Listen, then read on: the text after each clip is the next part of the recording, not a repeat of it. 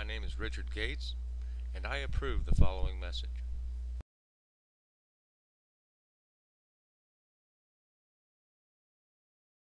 Occupied by Dave Loebsak.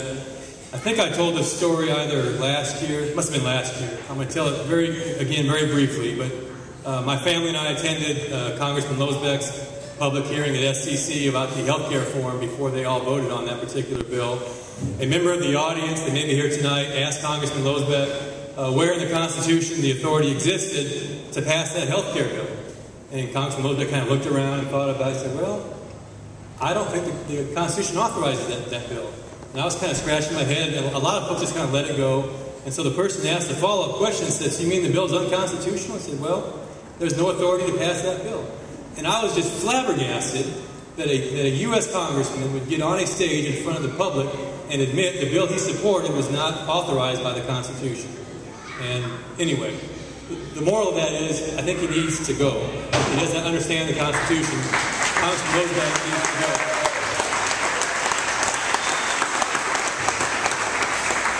We have 3 men here tonight that have entered that race and have joined in the opportunity to compete in the primary, I believe, in June of next year to unseat Congressman Loebsak. So we're going to have them come speak tonight. And our first speaker is from Keokuk, Iowa. And is he back here? Yes, there he is. Richard Gates, I believe. Is that correct? Richard is here. The stage is yours, sir. Richard Gates.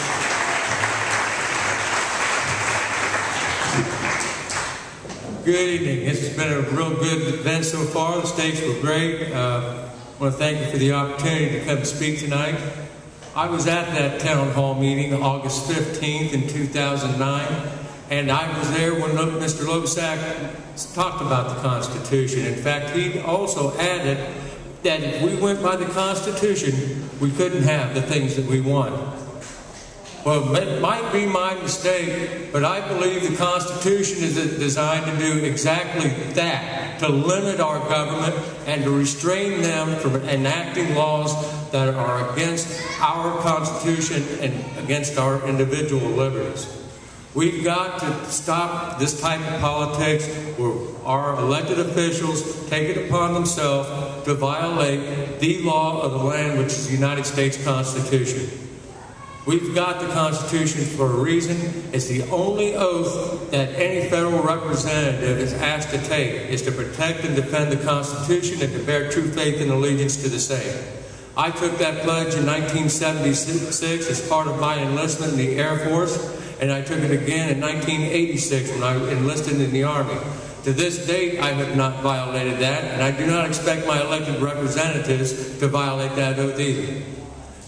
We've got good men and women in harm's way right now that get up every single day and fight for this document, and it's not going to be tolerated anymore. We're going to send him packing in 2012, and he better go home and he better rethink his patriotism and his allegiance to the United States Constitution.